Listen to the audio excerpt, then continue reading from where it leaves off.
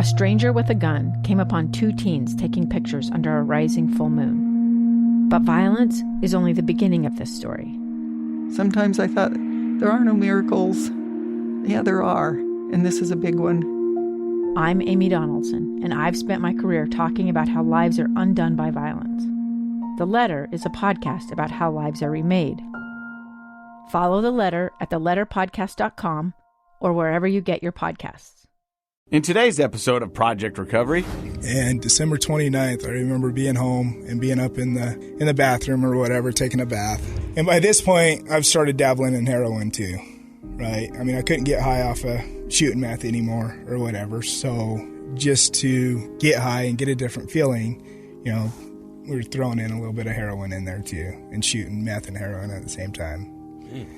And I remember this day because I come home and had one drawn up or whatever, took it in the bathroom with me. I remember doing it and then getting in the bathtub. And I remember as I lay in the bathtub, I'm sitting there like, I better get up before I pass out, And so I remember it hitting the drain on the water. And next thing I know, I wake up and my wife is just on top of me, like trying to get me to come to. Make sure you listen to the end. Find us on Facebook at Project Recovery. We'll have that and much more coming up.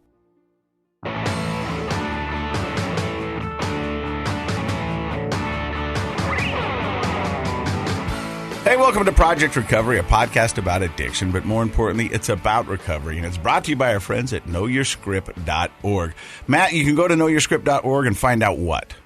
Everything there is to know about how to understand and manage prescriptions, specifically painkillers, opioids. You can figure out kind of what you think about it because there's lots of information for you there. Lots of information about how to talk to your doctor because a lot of people get sort of tongue-tied and intimidated, I think. And so it gives you some good suggestions on how to talk to your doctor about alternatives to opioid pain medicine and how to manage it in a healthy way, and how to, if you're a parent or if you're a guardian of some other kids, how to help your kids be educated on it and have that conversation. And have that conversation. I've done that. I think their website's really, really helpful. And then with a couple of my kids, we've talked about alternatives after they've had some minor surgeries, and it's been great. So I really appreciate their website. It's a good resource. Well, it's good to have you back in studio. I know you're still affected a little bit by the COVID-19. Yeah, I can't believe I got it. Dead tired. I'm really tired. Actually, today seems kind of like a rebound day. Yesterday I was feeling pretty good and, did my normal 12, 13-hour day. Mm-hmm. And then today I was like, man, if I could have skipped today, I would. But got to work. Well, I'm glad you're here because you add so much to the show, and it's good seeing you in person. Thanks, buddy. Hey, so I was at this recovery expo last week called the We Are One Recovery. Yeah. And it's a couple of cool things happened. One, I met the Attorney General, Sean Reyes' assistant, or somebody in his cabinet. Or somebody who said that they worked for him. But no, I'm pretty sure they did because what they had is they had this kind of a questionnaire because Utah's about to get a lot of money from Big Pharma for a settlement for the opioid epidemic.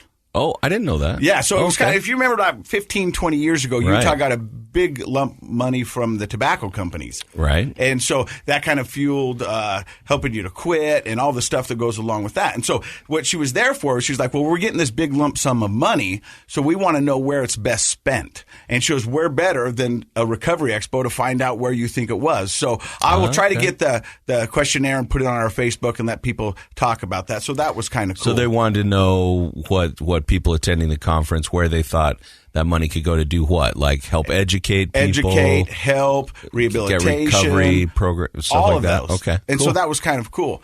But I was there, and it was an amazing event. It was myself, Rob Eastman, Travis Whitaker, and then a girl called, her name was Jenna DeLulio. Yeah, Jenna DeLulio. Okay. And so we all kind of told our stories. And so I started first, I told my story, and then Rob Eastman got up and told his story. Now, the great thing about people's stories in recovery is they're somewhat similar but completely different. Mm-hmm. So mine is talking about how to find the fight in you and how to overcome things that are in front of you, how to forgive yourself. And Rob's more a warrior for suicide. Right. You know, because a lot of times those things Anti-suicide. Anti-suicide. Yeah. Not for suicide. Yeah. And For suicide awareness. Yes. And they go hand in hand. Right. And so I'm down there, and I'm listening to Rob. He's up there, and he's doing his thing. He's entertaining the crowd. He's getting his message across. And then as soon as he gets done, some lady comes up and talks to him. And all of a sudden, they hurry off in this back room.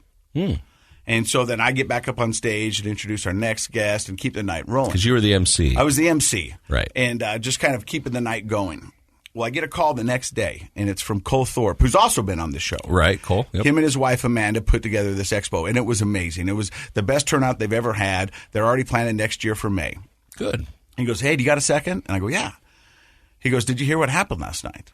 And I go, what happened? And I thought someone's going to be mad or something would happen. He goes, well, after Rob got off, some girl came up to him. And I said, yeah, I watched that. And then they scooted off into the back room. And he goes, did you hear why? And I said, why? He said that lady was walking down the street, had a backpack with a gun in it. She was going down to the park. She was going to take her life. She had never walked down that road before. I'm getting chills just telling you this. And saw the signs for the Recovery Expo. I said she wasn't planning on going? No, she didn't even know we were having it. Saw the signs. Wow. Walked in, walked up top, sat down in the back, and listened to Rob Eastman talk about suicidal thoughts, ideology. His suicide attempt, and all that. And when he got done, she felt compelled to go up and talk to him. And she was like, I need to talk to someone bad. Yeah. And luckily there were some therapists that were down there in the vendor booth area. And so they took her inside. They talked to her. Wow. That's cool. And they got her therapist on the phone. And then so I called Rob. I go, what was that? And he goes, yeah, it was crazy, man. And it made me think that I'm doing the right thing. Oh, definitely. I mean, the timing of that? That's beautiful. That saved a life, probably. Yeah, she said she had gun and backpack and was going down to the park, and she was going to end her life. Wow. But something compelled her to walk in there and sit down. And she didn't even know the expo was happening. Well, that's amazing. What do you think it was that compelled her to go in there? You know what? I've been trying to think that, you know, and sometimes we need an answer of what it was, and I don't know what it was. I'm just grateful that there was something. Yeah. And I mean, I think that's a good point. I don't think we have to overanalyze what it was. I think a lot of people filter that through whatever their belief system is.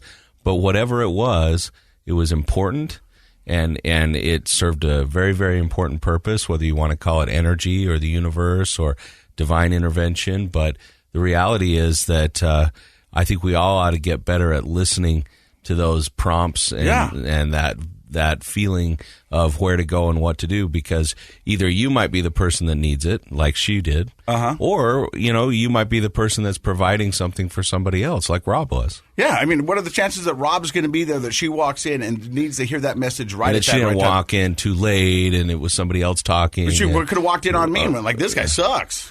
Well, probably not. But, I mean, Rob's message was meant for her, obviously. You know, a lot of people have been asking me lately, about my beliefs. And, we just did that thing, the Power of Prayer and Recovery. We did a special episode, Is that going to air? That went out on the radio. It's already happened. And we just dropped it out on the podcast. Just dropped it. Because I've had a few people ask me if that was going to be a podcast episode. Yeah, so you can download that now. But I'm a firm believer in the world gives you what you want when you need it. Mm-hmm. Not when you want it. Because sometimes that would be nice, though. It would be great. You know what I mean? To have a drive-up service of what you want when you want it. And that sounds like Burger King. Right. But it gives you what you want when you need it. When you need it, yeah. And I've had a lot of things happen to me where it's like, wow, this is crazy. But this is exactly what I needed. I needed this victory. I needed this win. Or I needed this lesson. Because without this lesson, I don't know if I'd be able to get to the next place I want to go. And I don't even know where I'm going, but I just want to keep moving forward. Right. So the other day, it was last week, I'm golfing with this guy. And part of my job now is to golf with people and take them out and have a good time. And the guy I'm golfing with likes to imbibe, likes to drink. Mm-hmm. I don't drink. But I don't care. That's okay because I'm secure in my sobriety, and I'm okay with it. Sure. And he's drinking. And the other twosome with us, they're drinking. So 3 people are drinking. Did any of them ask your permission or make it awkward? Okay. Because a lot of them I know already. Okay. And so this young gentleman, he starts to drink. And he told me, he goes, man, I need to drink because that's how I golf better. And I go, that's a lie you're telling yourself. I know this because I used to tell it to myself. Yeah. But you were that direct with him? Oh, yeah, 100%. Okay. And because I know him. Yeah. And we're going, and he over imbibes a little bit. Yeah, it happens on the golf course. You know, and afterwards we're sitting there and we're settling up bets and we're talking. And he goes, "Why didn't you stop me?" And I go, "Because it's not my job to stop you. Right. It's your job to stop you." That's pretty. But then it made me think, and that's why I brought it up on this podcast today, is because a lot of times people say that, "Mom, Dad, honey, kids, why didn't you stop me?" Right.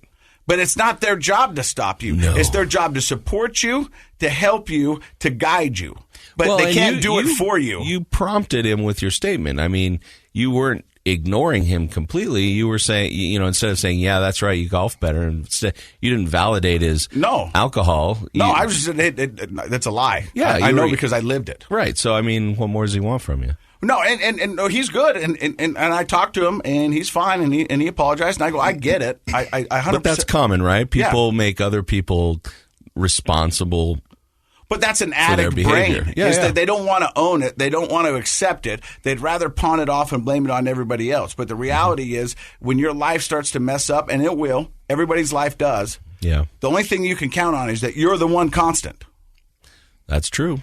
In all the situations. And that's kind of what I've been talking about. Plus, you guys were betting, so I'm sure you didn't want him to stop drinking I won on the too back early. Nine. Right. Yeah, I won on the back nine. I can tell you that much. But that's the thing is that bad things happen to everybody. And the only thing that we can really control is how we react with the information that's presented to us. Fair enough. Yep. Right? Yep. We can get mad. We can get happy, we can cry. Well, I talk to people about that all the time. You don't want to get into this self-blame, like, if it is to be, it's up to me, and then you get down on yourself when things aren't good. I don't think that's healthy. But the reality is, it's your perception and your behavior at the end of the day that determines your experience, right? Mm-hmm. And so, because it rains on everybody, you just need to be the guy who brings an umbrella. Yeah. Right? Like life throws us curveballs and difficulties, and a smart person owns their situation. Smart person also reaches out for help and asks for help. Like if your friend had been thinking, maybe I shouldn't drink today while we golf. I don't want to drink today while I golf, because those thoughts ping around in people's heads every day, right? It would have been a smarter move for him to say to you, "Hey, I want to be in the cart with you because I know you're not drinking, and I'm going to try not to drink today." Just, reach out, get a little support. Yeah. Instead of what all of us have been capable and guilty of doing in the past, which is, dish out that responsibility on others, right? The reality is, and this is a thing I talked about the other day at a women's business lunch. Yeah. I'm not a woman or a business owner. Yeah, you probably had a lot to share, but I spoke at their lunch. Yeah. Is that nobody gets out of this world trauma-free. Whether it's physical, mental, emotional, for sure, professional, nobody gets out trauma-free. Right. And the reality that we're not going to, bad things aren't going to happen to us is just naive. And or I think what's even the most common naivete in that realm that I see is people are like, if I'm doing all the right things, then I won't have problems. Right? Like if I'm being a good citizen, if I'm treating people right, if I'm doing all the good things, if I get up and make my bed first thing in the morning, or whatever their list is, then they think, well, then when tough things or bad things happen to them, sometimes there's a total meltdown. They're like, what? Their whole world collapses. I've been doing everything instead right. of just accepting the fact that is part of the experience. Yeah. Every day, no matter how hard you're trying or how hard you're not trying, tough stuff is going to come your way. But if you've been doing all those right things, you are going to be a little bit better prepared for when definitely. bad things happen. You can avoid all the stuff that's of your own making. Yeah. Right? Like if you are thoughtful about what you're doing for yourself and you're being proactive every day, you're going to reduce pain in life tremendously. But stuff still comes your way, right? Always. And that's why I like that saying I mentioned earlier. It rains on everybody, but some people learn to bring an umbrella. Mm-hmm. That's just, there are things out there that are going to happen. Or some people like dancing in the rain. I guess you could do that too. I do. You're a good dancer. I'm pretty good. Yeah. Well, let me rephrase. You're an enthusiastic dancer. I'm pretty good. And enthusiasm, that's half the battle. In right? 5th grade, my mom hired 2 guys from downtown Ogden to come up and teach our neighborhood breakdancing. Breakdancing. Oh, Yep. Those were the days. Did you have like the cardboard out on the garage my mom had floor? she had a beauty shop. You got to breakdance in the Yeah, we just moved the chair out. Yeah, the whole neighborhood came over. We popped it out. Oh, the Shadow Fat Man and Valley Rubber Band. Breakers. Yep. Hey, we got a great show for you today. Chris Hill is our guest. He's how many days into recovery? Just shy of 18 months. Just shy of 18 months. We're going to hear about his story coming up next right here on KSL. Two friends taking pictures of the rising full moon on a summer night. Two teenage kids doing what teenage kids do. When a stranger with a gun and a death wish changed everything. It was violent, it was senseless, and I will never understand it, I will never accept it.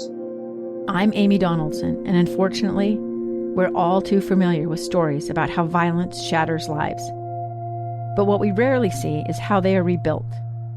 In a new podcast, The Letter, we relive tragedy, but only so we can hear the rest of the story. The struggle to reclaim lives, the realities of grief, and the possibilities of forgiveness. I believe in miracles. Sometimes I thought, there are no miracles. Yeah, there are, and this is a big one. Follow The Letter at theletterpodcast.com or wherever you get your podcasts. Hey, welcome back to Project Recovery. I'm Casey Scott. That is Dr. Matt Woolley. He's a clinical psychologist and recovering from COVID. How are you? I'm a COVID recoverer. That's right. Yeah. Do you think you're going to be a long hauler?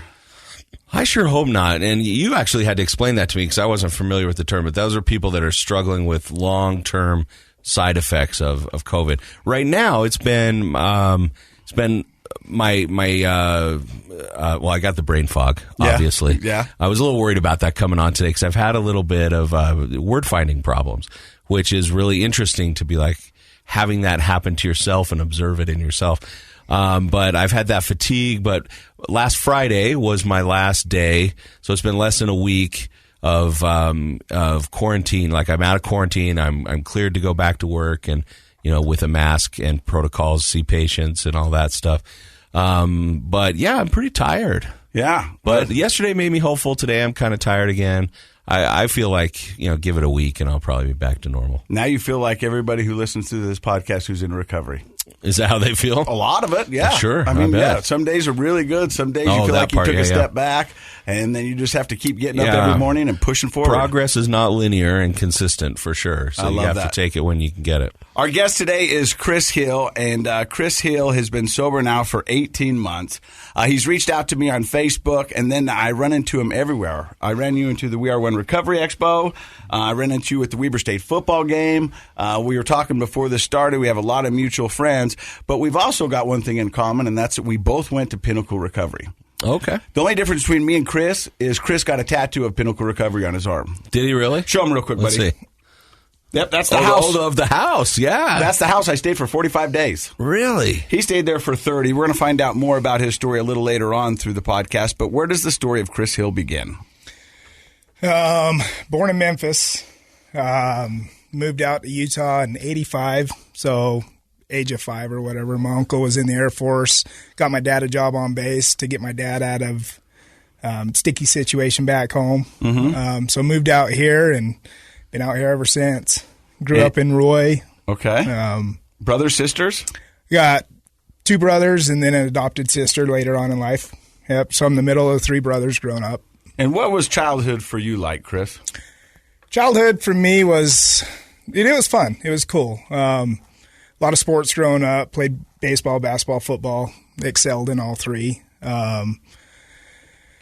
Strict parents, coming from the South and stuff. When we moved out here, I remember getting made fun of by all friends or them asking, like, what is this? Why are you, yes, ma'am, no, ma'am, yes, sir, no, sir.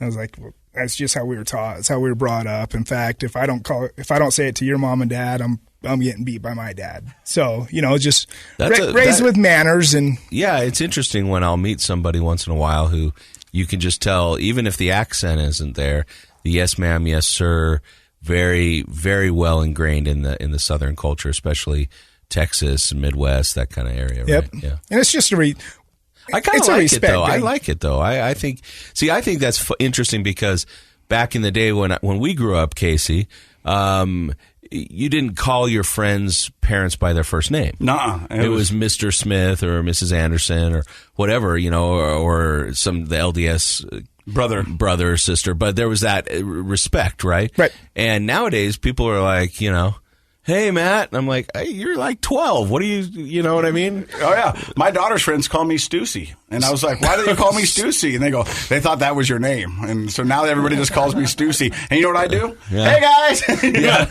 But I'm sure you roll with it. But I like the Southern culture of having that yes, ma'am, yes, sir, respect. I think it's good for kids. So you said you had a pretty good childhood. Yeah, you actually said awesome. Right. And do you remember the first time you ever tried substance or an alcoholic drink? I absolutely do.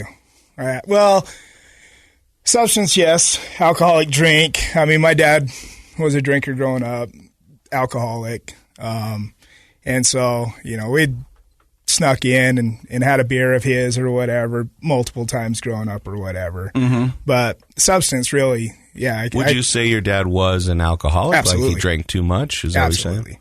Yeah. So what was that like as a kid? Did that cause problems?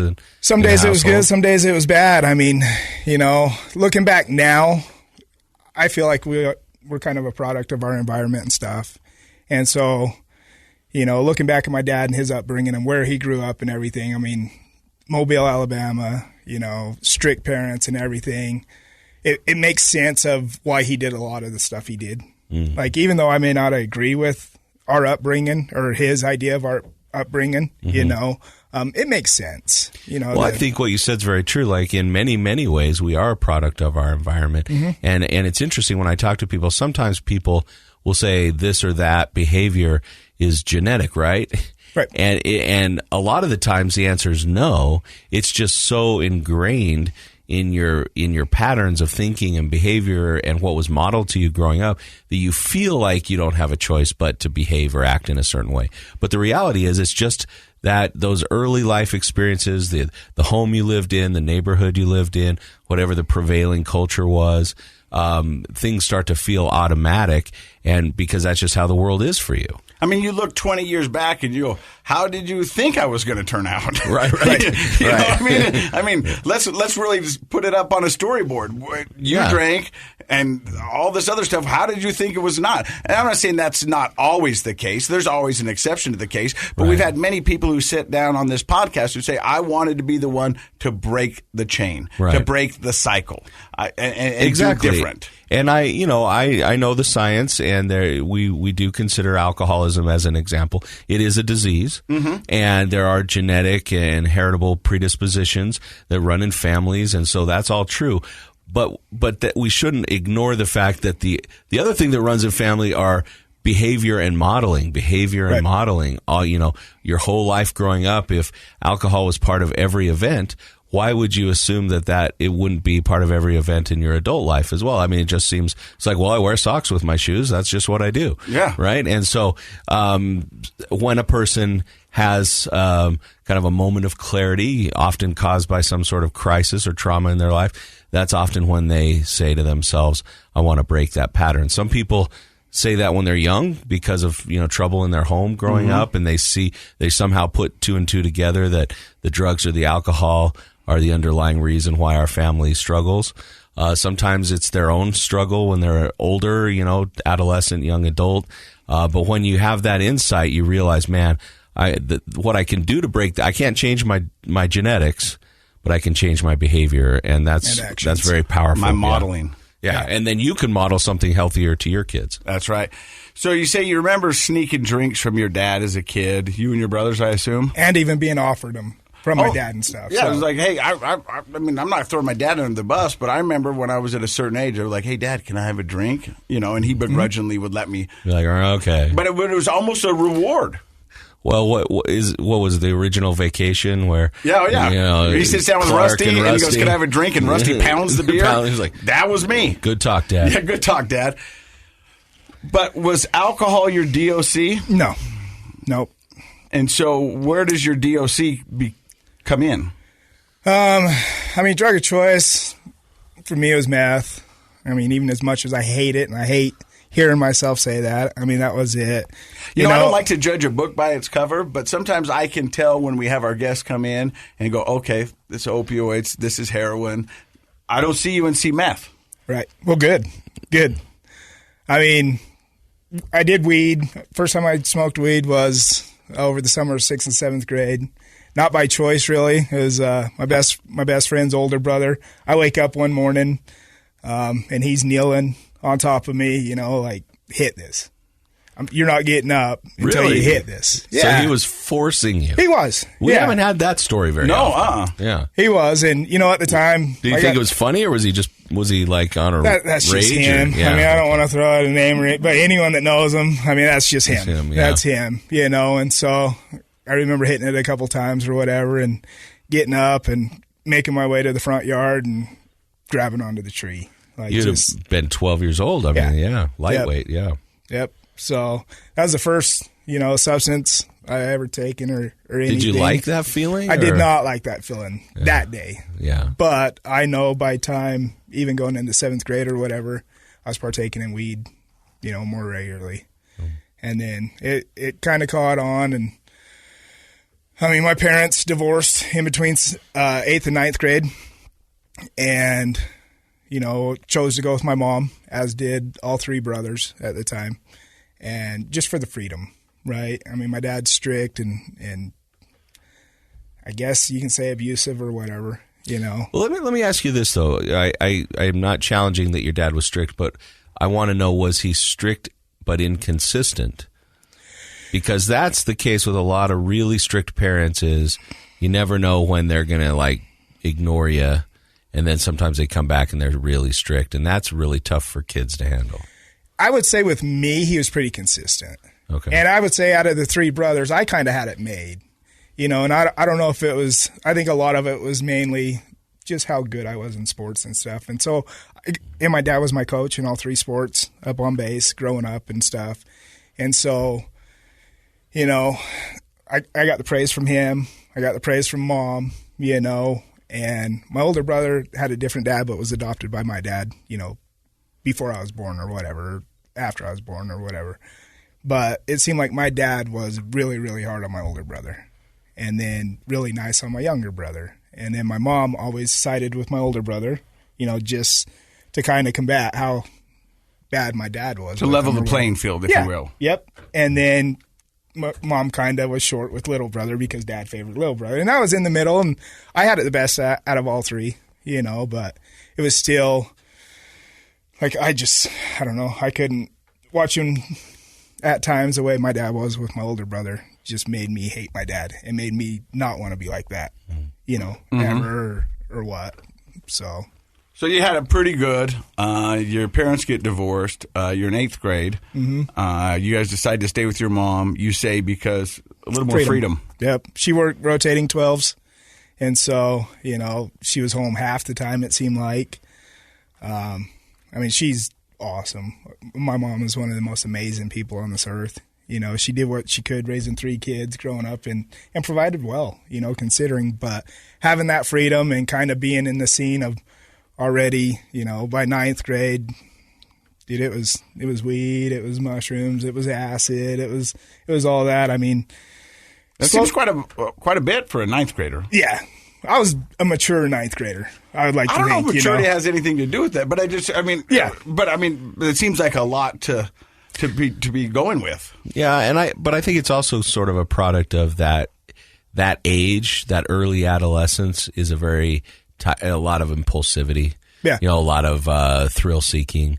So you get these kids that are about, you know, 11, 12 up to 14, 15. And that's a time in life where you're like, I want to try and run and do and everything. And when a person gets a taste for a drug, then that can often result in the sort of the medley of drug use, where, you know, polysubstance abuse is what we call it, where people are like, yeah, whatever I can get my hands on. Is that how you kind of felt at that time? Yeah. And we got our hands on a lot, like even as 9th graders, because that same guy that kneeled on my shoulders or whatever, like I was best friends with his little brother. And those two, from junior high on, I mean, they were in any and everything and always had a lot of it. They were pretty wild. Huh? Yeah. And so with my best friend, you know, always having something or whatever. Yeah. So were you guys drinking while you were doing the... You know, for the longest time, you know, not wanting to be like my dad or whatever, I didn't drink until I was in high school. You know, and then it wasn't until 10th grade, I think, in between 10th and 11th grade, when I got introduced to crank or speed or whatever, that, you do a line, you go to do a line and stay up for 2 or 3 days back then, off that stuff, and go to high school party or whatever, and everybody shows up with their cases of natty or whatever, and you could drink all day, still be sober, and be the last one standing the next morning or whatever. So just for clarification for Dr. Matt, is crank the same as meth, or is it different? Because in my head I'm thinking, well, I think crank is meth, but then I was like, I've never done it, so I don't know. It's different. Same kind of thing. It's speed or whatever. Yes. Crank was back, gosh, I don't want to date myself too much, but I guess mid-90s or whatever. Okay. Right? Don't worry, we're plenty older than you, buddy. 9th, 10th grade year or whatever, and then it seems like crank kind of fizzled out or whatever, and meth popped onto the scene. Yeah, meth became more the flavor of choice. Yeah, back kind of. Crank was dirty, and you hear stories of it being cooked in bathtubs and stuff like that, but you can go buy my 20 bag or whatever, a quarter gram of crank, and stay up for a weekend. Wow. And get brain damage. Yes, absolutely. Absolutely. Right. And so tell me about the first time you tried meth, because you said that's your DOC. When we say DOC, that means drug of choice. That was what you preferred over anything. Yeah. It was. I enjoyed weed, and from 9th grade on, it was wake and bake every day, even for school and stuff. It was, even coming home from high school football or whatever, it was smoke a bowl as a giant Advil. It's not always just to get stoned or whatever. It was like, come home beat up or whatever, and just do that, and it makes your body feel good or whatever. So I remember, it was in 97, I think, was when 96 or 97 is when meth come around. And it was you do it the same way as crank or whatever. We were smoking it at the time and snorting it, and it was just cleaner. And it just kind of replaced crank. Crank just kind of went away, and meth popped on the scene. So, and there are cultural shifts in drug use and what's available and what people are into, if you want to think of it that way. I don't really hear anybody talk about crank anymore. Is that out there still? I don't think so. I haven't seen it. Yeah. In my last 2 go-rounds or whatever, it's always just been meth. Right. So walk me through the first time did they have to sell you on meth, or was it just like, okay, let's give it a shot? No, it was, just know what the feeling was and stuff, like crank and stuff. It's fun for the first 3 or 4 days. It's fun. You stay up, you feel like you're getting stuff done, whether it be stupid stuff or cool stuff, like either hanging out at a bar or whatever, or hanging out at someone's house drinking and stuff. You can drink all night without getting drunk and be social and everything. It's just an upper and stuff. But I have an addictive personality. I can't keep it to just the weekends or whatever. It always seems to just flow in and stuff. And so how old were you when first time you tried meth? Oh. You said it was 96, 97. Yeah, so 17. 17. Yeah. Did your drug use ever get you in trouble at school or with sports or with your parents? Did anybody ever sit down and go, hey, Chris, you might want to take a look at this? Yeah, so, my 10th grade year was last year I played any sport. So you'd been quite an athlete up to that point. Why did you stop in 10th grade? I think priorities just switched. Partying was funner. School wasn't as fun, Sounds like, so you said the big threes. You played football, basketball, and baseball? Yep. And you must have done pretty well, got a lot of adoration from your father. When you decided to quit playing, how did that affect your relationship with your dad? It was strained once the parents divorced anyway. Not much contact with him or anything. Oh, okay. Here and there, but just had no reason to really, 15 years old. So you weren't doing the visits on the weekend to dads and all that kind of stuff? No. So, I'm sure it hurt him. It hurt my mom, but, at the same time, my mom trying to support 3 kids, she just work, and. What about friends, though? So I played a lot of sports growing up, And, sometimes people ask me, what my life was like growing up. And sports are a big part of that. And not really, I don't really remember all the scores and what we won and what we didn't win. I just remember the friendships, right? Like having fun with my buddies on the bus or before the games or after the games. Like that's where a lot of my friendships were developed growing up. How about your friends? If you'd been that involved in sports and then all of a sudden 10th grade you dip out and you're done, maybe it didn't affect your relationship with your dad much, but what about your friends? Well, I was in a little different situation because I grew up playing all my sports up on base. And so it wasn't with the kid. I played football and stuff against the kids that I went to school with in elementary and junior So I don't high. even really know what that means. So we're talking about Hill Air Force Base in Davis County, Utah. And I didn't know they had sports teams for kids up there. They don't. I'm not sure if they do anymore, but when I was growing up, they did. Okay. And so, football field was right by the runway and by the golf course. We played our basketball games at the youth center, played baseball, kind of intertwined with, Layton and some Kaysville teams and stuff. And But it was mostly military kids or people who worked on base. Yep. Gotcha. Yep. Okay, interesting. And so in 10th grade, you would have moved over to high school. You did do high school up there. You did it. Yeah. I went to Fremont High and played, and I kind of got lucky because I didn't really have the grades to play my sophomore year, but it was also Fremont's first year opening. Mm-hmm. And so I don't know if they got the transcripts or not. And so I was able to play sophomore football. But then, right after sophomore football stopped, I was on the wrestling team but didn't have grades, and then just pretty much quit going after that. So we're going to take a break here, and when we get back, we're going to find out a little bit more about Chris's story and eventually get to the point where he put a tattoo of the recovery he went to on his arm. Stick around. You're listening to Project Recovery.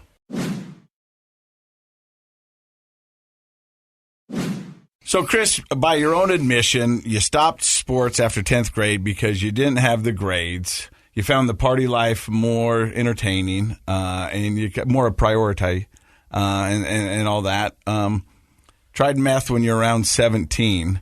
I've never done meth, but from what I hear, it's almost an instantaneous addiction. Did you feel that? Absolutely. Yep. From the first time, I was hooked.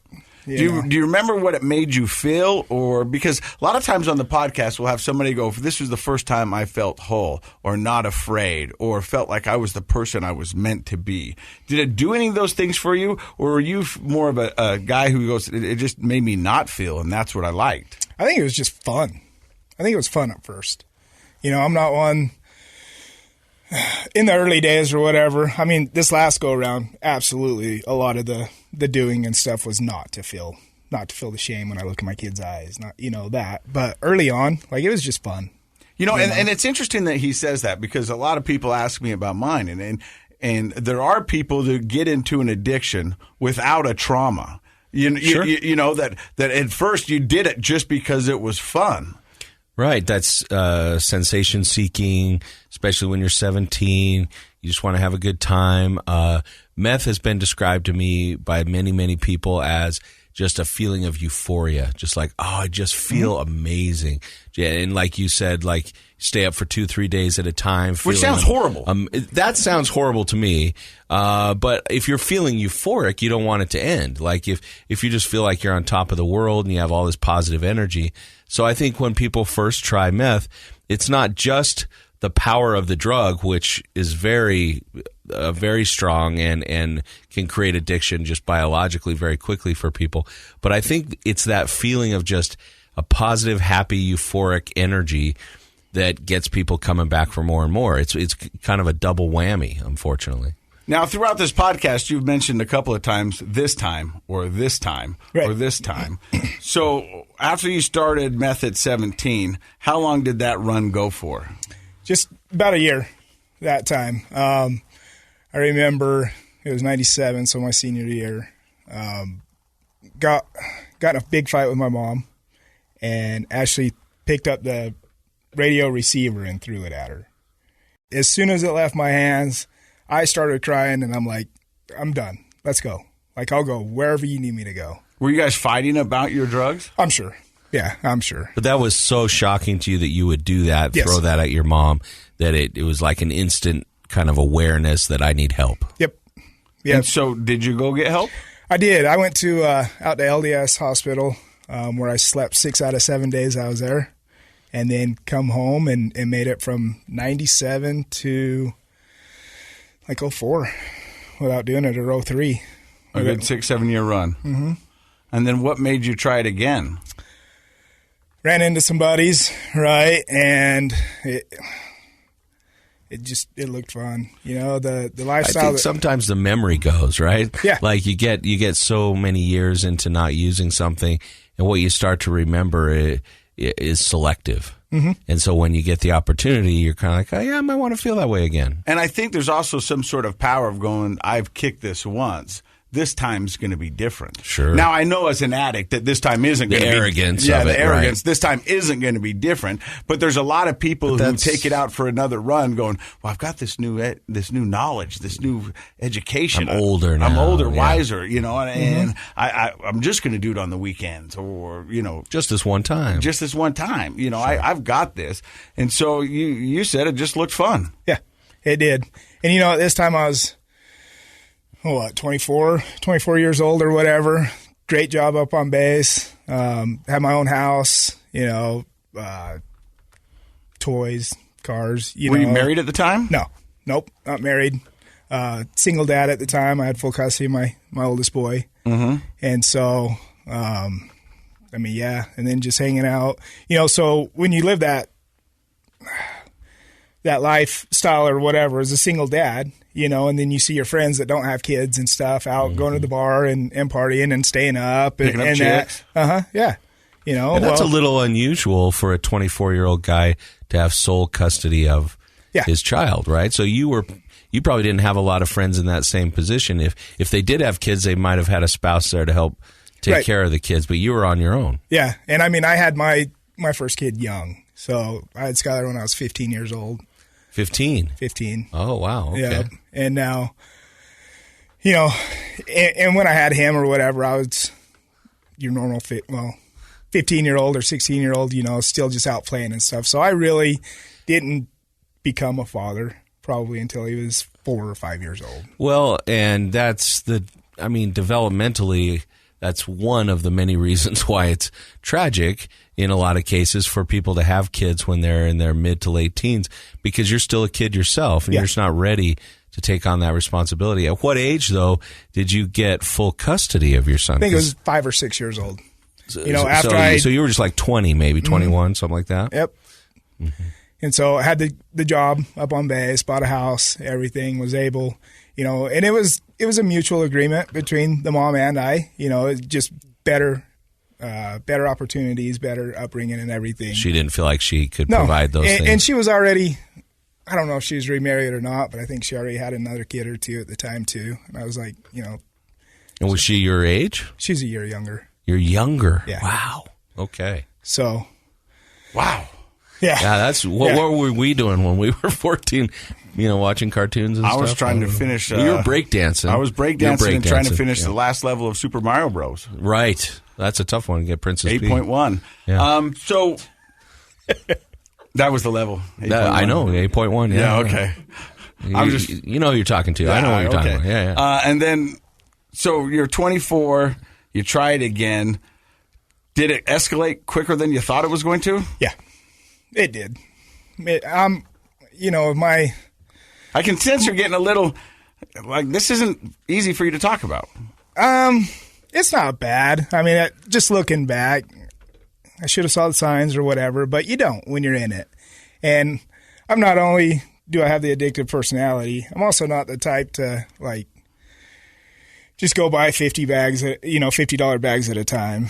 Whatever I'm doing, I have a pocket full of it, and I'm selling it to where I do it for free.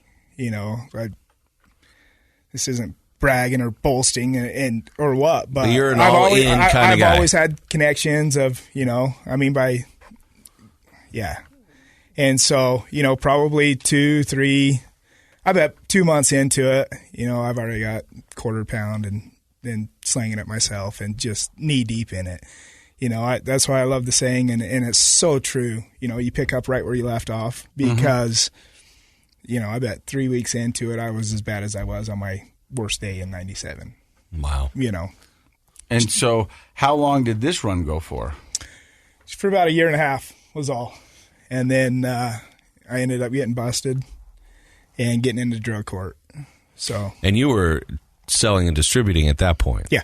And so that's a lot bigger consequence than if you'd just been using. Well, and I got lucky too. When I got pulled over, we were able to shove 8 out of 9 bags up in the dash of my Audi or whatever, and they caught the one bag that slipped. We're pulled over, lights are shining, it's nighttime or whatever, and I'm passing him to my buddy, and he's put, with arms underneath the light from the cops, like shoving them up in the vent hole in my dash or whatever, and we dropped one. Okay. And so we got caught with the one bag, and so otherwise the consequences would have been large because of the amount, is what you're saying. Probably prison time. Probably. But instead, you lucked out and ended up in drug court. Mm-hmm. And what did drug court do for you? Drug court changed my life, man. I didn't even know what drug court was when I got into it. And I still remember, the first time I went to court or whatever, getting high that morning or whatever, and go to court and standing up in front of the judge. And he's like, okay, well, we're going to need you to UA. I'm like, all right. So I remember walking out with the counselor into the bathroom or whatever and just acting like I couldn't piss. Uh-huh. Well, I'm not dirty if I can't piss, right? Yeah. And so we get back and go back in front of the judge, and he's like, well, unable to produce is the same as the dirty. So bailiff, you can take him out.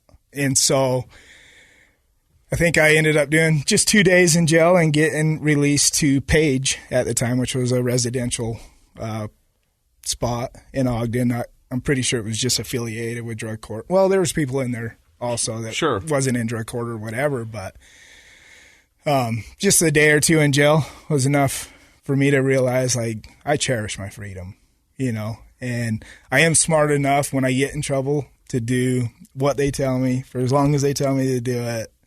And I'll even give you a couple more months just in case something's lingering, So ended up getting in drug court, and it was cool. I mean, it was hard as heck at first because I kind of knew, and it was told to me, and I listened, that, you got to cut off all ties. Cut off all ties. And to me, that was all my friends, or who I thought was my friends, and who I was running with. Everybody you thought was important. Uh-huh. And so it was kind of a lonely time at first, but it was good. Made it through drug court without a single infraction. Had I been able to pay my fines off on time, I would have made it in the shortest amount of time that you can complete drug court. And so that was cool as heck. And I remember even after completing drug court, I think I went another 6 months or so without a drink, without smoking weed or anything. And, from age 16, 17 to 24, like, I smoked weed every day and was just so pro weed. Yeah. And I remember the first day I had a drink, after drug court, and that, about 2 years clean or whatever. Got some Michelob Ultras, right? And I remember having one. Because you're watching your figure. Yeah. Right? Makes sense. Yeah, ballooned up after getting off crank and getting clean, That's interesting that he says that, because when I was in recovery, those who were on, like, heroin, opioids, and meth, they gained weight in rehab. Yeah. Those who were on alcohol lost weight. Yep. Right. And so you could, it was just like the before and afters, because, if you're on all that other stuff, you don't eat. Right. And so, that first night of having a couple drinks, we were living in the apartments right across from El Monte, up there. And I remember 2 beers, and then halfway through my 3rd beer, I was like, I looked at the girlfriend at the time. I was like, babe, I want to smoke a bowl, of weed. She's like, you do? I was like, yeah, I do. And so I called a buddy, ended up going right up the road. It took like 3 hits of weed. Took my beer with me up the road, right, to his house. Took like 3 hits of weed, come back home, same half beer in my hand. And I ended up coming home, and, it's wintertime outside or whatever. I remember stripping down to my boxers, opening the sliding glass door, and just sitting down, like this, spinning. I'm like, babe, don't touch me. If you touch me, I'm going to puke. Just leave me alone, let me be here, whatever. And, some good things come out of that, because I bet, and that was 04. So in the last 17 years, and I've fell off 2 other times, but in the last 17 years, I bet I've smoked weed 30 times. The last couple times or ever since then, it affects me exactly like it did that first time when I went out and hugged the tree. Yeah. And so. Not a good time. No, not a good time at all. Right? Paranoid, just. And they often call that a paradoxical effect, that, the effect switches and does a 180 on the person. You become nauseous, dizzy, paranoid. Right. It's a very unpleasant experience. Yeah. Yeah. And so, so I like that. I like the fact that it did that. And I mean, I know you like it because it discouraged you from continuing to smoke, or what? Yeah. Yeah.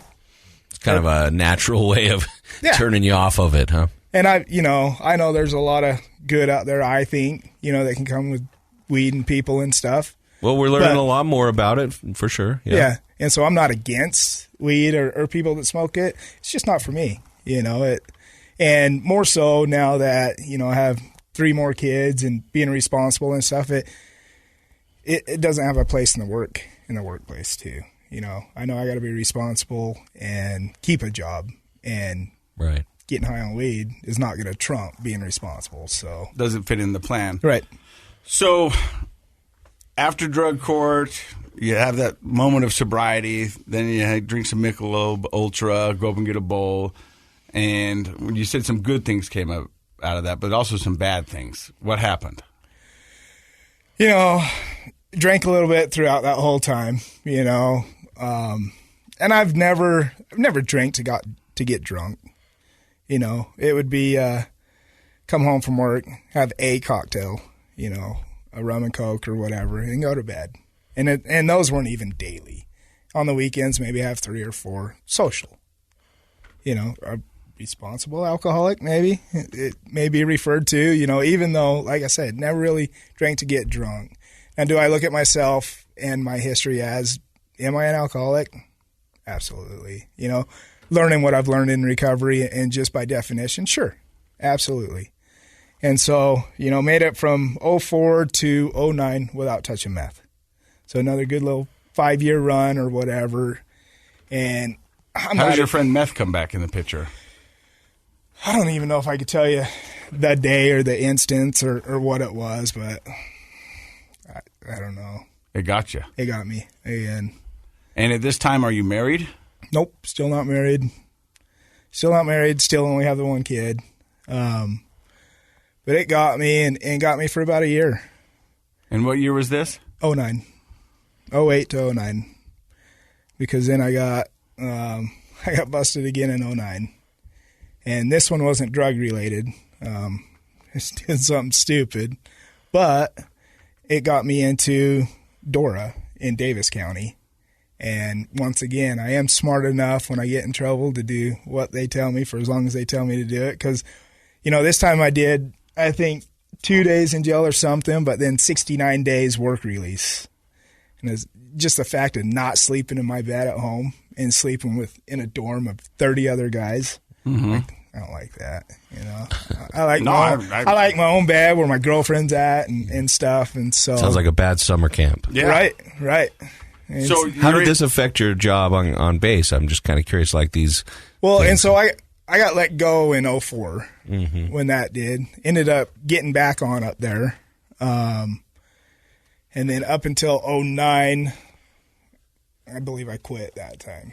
I was up there as a contractor that time and quit when I got in trouble. Mm-hmm. So then 09, you go to Dora. How long do you spend in Dora? I think like 6 or 9 months. It wasn't as intensive and everything as drug court is. A couple classes or whatever, random UAs and all that. But once again, passed flying colors. After Dora, put in a 402B or whatever to drop the felony down to a misdemeanor. Mm-hmm. And then, yeah. And so, was that your last run with meth? It wasn't. Oh. She comes back. She comes back. So how long did you have sobriety in between this one? 10 years. 10 years? 10 years. Made it to 19. 2019. Yep. And how did she introduce herself this time? In the form of Coke at first, started dabbling in Coke with some friends and stuff. And it was more, just the hanging out and staying up a little bit later and being able to drink a little bit more or whatever. Now, are you married at this time? Nope.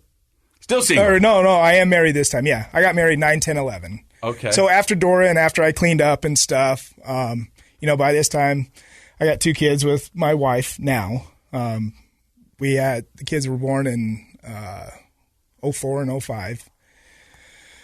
And so, I just cleaned up and kind of looked at my life after Dora and stuff and just thought not only for the kids, but I love this woman, and I've known her since 2000 on and off. We've been dating since 2000 and I just made the decision I'm ready to settle down and that. And so we got married 9, 10 of 11. And then, so 8 years with the wife before Coke and meth comes again. Now, a lot often on this podcast, we talk about a rock bottom. Sounds like you ran into it 4 or 5 times and stopped digging and dug yourself out of the hole. But unbeknownst to you, there's a hole a little bit further down the road that you can't keep from going in. Right. So you go into this one. What is the rock bottom on this last? This was the rock bottom this last time. All those other ones, I'm not sure if I hit it or not because, it was getting in trouble and having to clean up, getting in trouble, having to clean up. It's a choice. I could have chose not to and went further down. Well, you proved but you also proved that you could do the sober thing. Right. Multiple times. Right. And I think that's a good thing, but it's also a bad thing for an addict because they go, look how many times I've got myself in this situation and got out. Yeah, you get a little cocky. You start telling yourself I know lie, in my addiction right? I did. You know what I mean? I somehow talked myself out of it or remembered it different or somebody covered for me or whatever it was. And I thought, well, it's not that bad. I mean, I've really suffered no real consequences yet. Right. And I absolutely love you get cocky or overconfident because that's what happened this last time. Right. So dabbling in Coke on the weekends or whatever, but always go to sleep on Sunday and back to work at Monday. Responsible during the week with Coke. Well, then the weekend comes and we couldn't find any Coke. And a friend, not really knowing my history, shows up at my house with a bag and 2 rigs of meth. Now, a rig is that for? That's a syringe. IV. Right. And, at this point, have you ever done it IV? I did in 09. Okay. That little stretch, after being against that way of doing it my whole life, right? Yeah, I started that in 09. And then, so when he showed up at my house this time with a bag of meth and 2 rigs, it's like, all right, I should be, and this is Friday. I can do this. It's only a small bag. Yeah, we can get high on Friday and Saturday, and I can go to sleep on Sunday and be back to work on Monday. Sure. No. Didn't work that way. No. Come Monday, I still hadn't been to sleep. So, wow. And by Wednesday, 1/4 ounce in my pocket and a box of rigs, and just quit going to work 100%. Ended up getting fired again from Hillfield and was just off to the races. And so what is your wife saying now? You got 2 kids at home and you haven't slept in days. You just lost your job. Well, I wasn't coming home much either, right? Because I didn't want to hear what the wife had to say, or I didn't want to see my kids, believe it or not. And that was the hardest part with this. I mean, obviously none of them were happy. And, in that 10-year stretch, one of the things I was most proud of, and still to this day am most proud of, is the fact that, my kids were 3 and 4 the last time I was out running amok. And I had in this 10-year stretch, I mean, it was awesome. I mean, I coach my boy in football every year. I attended all my daughter's cheerleading stuff. Like I was that cheer dad. Oh, I'm one. Even bought shirts and was proud of it. And all the out-of-state competitions went to them and stuff. And it was just good. So I felt like I was that role model dad. And in a sense, I kind of was, And then so But then once meth grabbed me this time and stuff, like, I bet within a matter of a month and a half, like, they wanted nothing to do with me, and they were mad at me and stuff. And rather than waking up and seeing that and dealing with it then, I mean, I coped in a different way. Just get high and disappear for a week or whatever, you know. And so that's when you were using it to numb and to not feel. Yep. Because anytime you got sober or looked in your kids' eyes or your ex-wives, you saw what they saw. Yep. My wife's. Yep. And that's not good. No. Nope. And it hurt. And the guilt and the shame, and don't want to feel any of that, right? So quickly go numb it, you know, and get out of there even. Like, I'd try coming home when I knew the wife was at work and the kids were at school, you know, just to shower and get clothes and grab stuff and get out of there before they come home. So when does it come to a boiling point? A lot of boiling points in there, but the boiling point, I mean, mid-April, early April, you know, pressure has really been being put on by them. And like, I just, well, even before April. So my birthday is December 30th, and December 29th, I remember being home and being up in the bathroom or whatever, taking a bath. And by this point, I've started dabbling in heroin too, right? I mean, I couldn't get high off of shooting meth anymore or whatever. So just to get high and get a different feeling, you know, we were throwing in a little bit of heroin in there too, and shooting meth and heroin at the same time. Mm. And I remember this day because I come home and had one drawn up or whatever, took it in the bathroom with me. I remember doing it and then getting in the bathtub. And I remember as I lay in the bathtub, I'm sitting there like, I better get up before I pass out, you know? And so I remember it hitting the drain on the water. And next thing I know, I wake up and my wife is just on top of me, like trying to get me to come to. And then I look and my daughter's standing in the hallway, you know? And so, and then my initial reaction, of course, is get her off me, right? So I force her off me or whatever, grab a towel, like, and she's just yelling at me the whole time, and my daughter's crying and stuff. I remember getting my stuff, calling my buddy Jer up, and going and staying with him that night, and going with him to work that next day. And that next day, just chilling with my buddy down at work, like, was the most sombering moment I've ever had in my life. Like, sitting there thinking, like, what if I would have OD'd and died last night? Like, what is my wife doing today? What do my kids feel like? Like, does my mom really have to tell her friends that her son died from a heroin overdose? You know?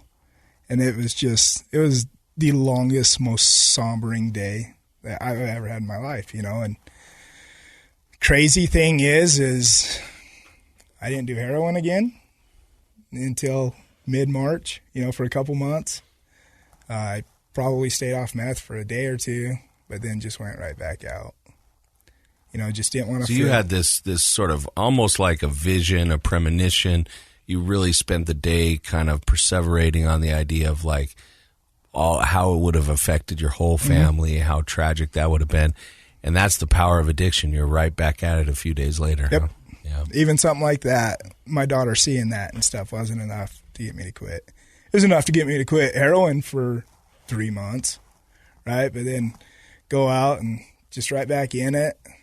And, you know, a couple months, once again, getting harder to hit myself. Veins are going down and stuff. I'm having other people hit me up. Not really getting high from meth, no matter how big or how much I was doing or whatever. So started sprinkling in heroin again. And then I just remember, you know, early April or whatever, like, I was just tired. Dude, I was tired. I was beat down. I was tired of not staying at my house, you know, because kids hate me, wife hates me. My mom lives right up the road from me. We live on the same road, you know, and just me and my mom are very, extremely close, and I don't think I'd talked to her in months, you know, and it was just, I was beat down. And then I remember April 14th, me just saying to myself, dude, tomorrow's the day. Like, I'm done. It's also tax day. Yeah. Yeah. Yep. And so get up the morning of the 15th, and like any addict that knows he's going into treatment or whatever, right, do one last big one up, and told the wife, get in the truck, let's go. She jumped in, drove out to Pinnacle, and the whole way on the drive there, like, there was never thoughts of turning around or not going. Like, my mindset was, I'm doing this. I promised the kids and my family 30 days inpatient. So I'm going and I'm doing 30 days. And even when I pulled in the gates, like, I was so ready for it. Mm-hmm. And, you know, from the time I drove in those gates, I bought in wholeheartedly and gave it 100% effort the whole time I was in there. And, you know, to the point of even, you know, you're going to make phone calls to family or whatever periodically through the weeks and stuff. I think I talked to my wife 3 times. I think I talked to my mom once and my brother once the whole time I was in there. Like, when I went in there, I was there to work on me and to get right. Yeah. Yep. And for 30 days. And the cool thing was, you know, with it being COVID or whatever, I didn't have to worry about my mortgage not being paid. I didn't have to worry about any of that because there's kind of the COVID relief or where you didn't have to pay your mortgage at the time. So I went in there with, you know, really nothing to worry about at home, and was able to just go in there and focus on myself. And for 30 days, I bought in wholeheartedly to everything that they were teaching and selling there. And what I love about your personality style, and it's very similar to Casey's and a lot of people, you know, you've got this all-in 100%, you know, personality, which will sink your ship faster than anything if it's focused on something like drugs and alcohol. But it's also the same personality trait that makes you successful in things. And it sounds like when you turn that corner, you did it, and you applied that personality to your recovery as well. Right. Yeah, absolutely. And the difference this time, I mean, other than by my choice of getting clean and stuff, this is the first go-around that I've ever just engulfed in recovery, right? I call it living the recovery-based lifestyle. You know, before even that 10-year stretch, it was a hatred towards meth. I didn't go to meetings. I didn't do any IOP. I didn't do any recovery-based things, get-togethers, or anything like that. You were just not using. I was just not using. You weren't in recovery, really. It's simple because, you know, in the 4 or 5 times that you danced with meth and got busted, you went to drug court, you went to SOAR, you did these things, and you, by your own admission, said, oh, I just did what they told me. And I could do that. Mm-hmm. But you did what they told you because they told you, not because you wanted to. Right. And that's the difference, is that when people go, why are you sober? Because I want to. I'm not doing it for KSL. I'm not doing it for my kids. I'm not doing it for anybody. I'm doing it for me because it makes sense for me. Now, all these other people get a benefit from me, but you can't do it for somebody else. And people will fight me on this every once in a while, but that's not how it's done. You have to want it for yourself. If you don't want it for yourself, it will never stick. If you feel like you're doing sober because of all these other things, you got to realize that you're better this way. Nobody's better on drugs. Nobody's better on alcohol. Nobody's better. That's not how this works. Now, sometimes that's how it gets started. Well, that's the lie that they tell you, but it's not. Yeah, right. And I think what's really cool is you use the term lifestyle, living the recovery lifestyle. So that's what Casey's talking about, is you make a lifestyle change. And that lifestyle change, a real change in who you are and the life you're living, it starts internally. Mm-hmm. And what's really hard, and we've talked about this a lot on the show, a lot of people have their feelings hurt that you couldn't stop for them. And the addict has to be careful that they don't beat themselves up for that. It doesn't mean you don't love your family. Right. It doesn't mean you don't value your job or the profession that you have. That's why it is a disease that will rule your life, no matter how much you love other people, no matter how much responsibility you feel to take care of your kids. If it's got a hold of you, it's got a hold of you. And so that's why you have to do it for you. And like you said, you were sitting there and you were like, there was no thought. I love how you said that. There was no thought of turning around, right? Because something had changed inside of you. You were ready for this to change. And then that allowed you to shift the lifestyle, right? As opposed to just spending 10 years not using, which is not a shift in lifestyle. It's a shift in use, but it's not a shift in lifestyle. And then I go to recovery, right, and am introduced to a whole bunch of stuff that I've never known or practiced or anything, right? I've never meditated in my life, you know. Pretty awesome. Absolute game-changing. Yeah. You know, mindfulness. I didn't know what that was. Right. You know, and I think when I was in there, a couple things that opened my eyes or that I found out about myself was, you know, with the way that I was being a dad was exactly how my dad was with me, you know, in a sense, even though I was never laid a hand on my kids or anything like that. So different in some ways, but very similar in others. I was raising my kids by intimidation. And I don't feel like kids nowadays, you can't do that. Where's the intimidation when you can't spank them, right? I mean, you spank them, you're the one going to jail now. Yeah, I mean, And I'll venture a statement, and that is that even though corporal punishment and intimidation were common back in the day, didn't mean they're right. They weren't healthy. They weren't effective. Right. And when you realized that, how did that make you feel that you were like, I'm still doing basically what my dad did? Well, it made me take a look at myself, right? And I didn't like it. I didn't like what I saw. You chose to not go live with your dad for those reasons. Yep. That must have been sobering in and of itself to be like, holy cow, would my kids choose to not be with me? Right. If you're acting like your dad, right? I mean, you absolutely. become the parent that you didn't want to be with. Yep. And so, like, one of the biggest changes, and I don't know if this just clicked when I was at Pinnacle or what, but I became a listener too. You know, I became a listener. And I know throughout my life or whatever, I'm sure I've exercised empathy with other people and stuff, but I don't know if I fully grasped like the meaning of empathy and exercised it with everyone I come across with, you know.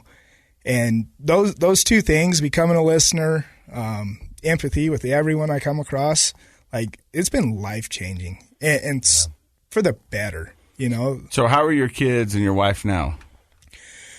Relationship's stronger than it's ever been.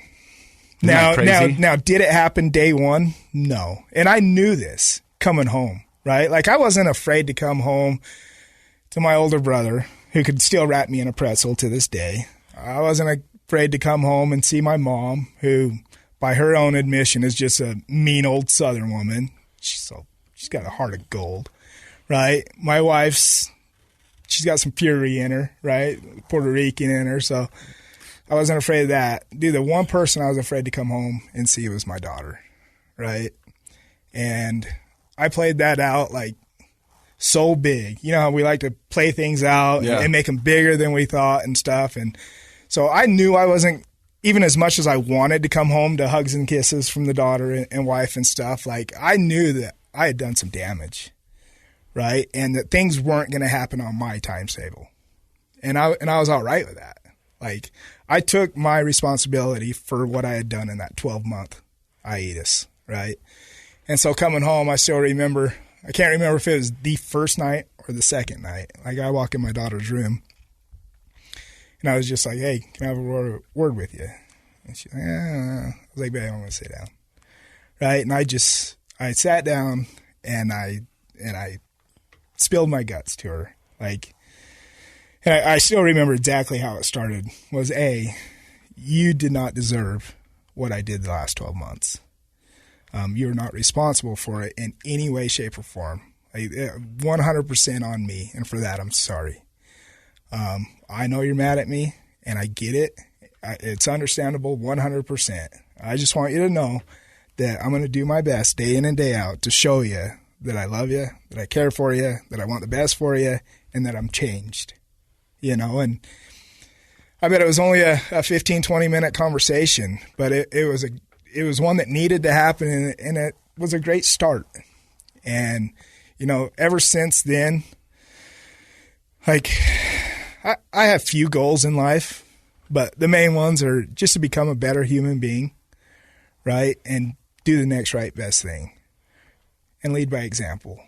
And so I know, right, looking back on the past, I don't forget what I've done or anything, but I don't stay in the past either, right? And maybe that's one of the reasons I haven't started the steps, right? I feel so comfortable in my recovery and what I've been doing so far, and it's worked, that I don't really want to look back and dredge up all that old stuff that you got to do in step 4 or whatever. And with that being said, dude, I believe any and everyone can prosper from the steps. I just don't know. I want to go back and look at it because I feel like what I'm doing and stuff is working. But, yeah. Well, I think we've talked a lot on the show about it. There are a lot of different ways to, to be recovered and to be in recovery. And the steps certainly are tried and true and very effective for a lot of people. There may come a time farther out where you want to go through some or all of those steps for various reasons. But I think the key is finding something that's working for you and working your plan, doing what's working for you so that you can meet those other goals that you just mentioned. I love it.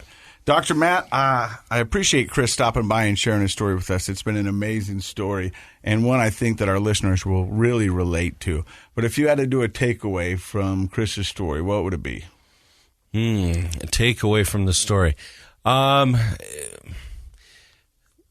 takeaway, I guess, is sort of along the lines of what I just said, and that is that when a person makes that internal change, or that switch flips to change, they'll find the thing that's working for them.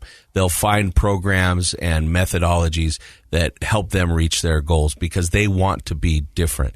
And I can tell in talking to Chris today, he's excited about the fact that he's been able to find something that works for him.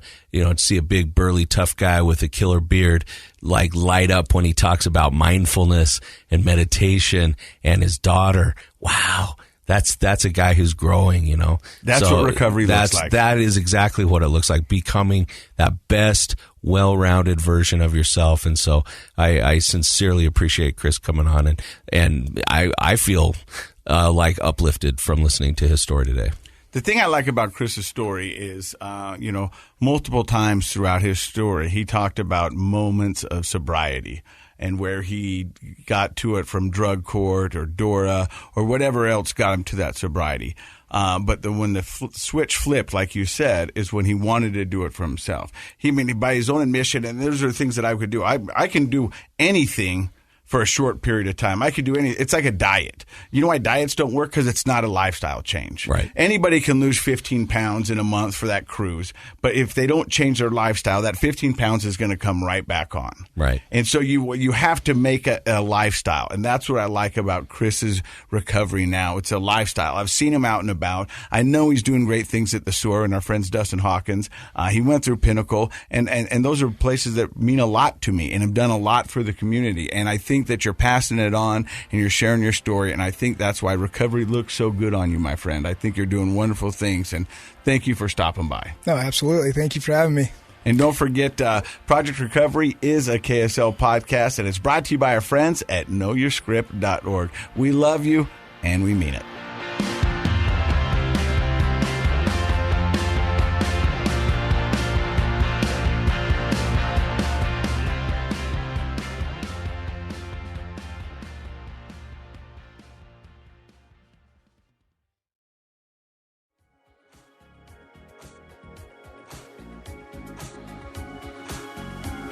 The contents of this program are for informational purposes only. The program is not intended to be a substitute for professional medical advice, diagnosis, or treatment. Always seek the advice of your physician, licensed therapist, or other qualified health provider with any questions you may have regarding a medical condition. Never disregard professional medical advice or delay in seeking it because of something you've heard on this program.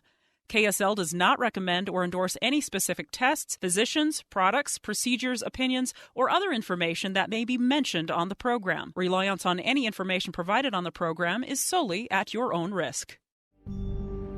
A gun in the face. Then all of a sudden they all kind of lined up. They pointed their guns at me.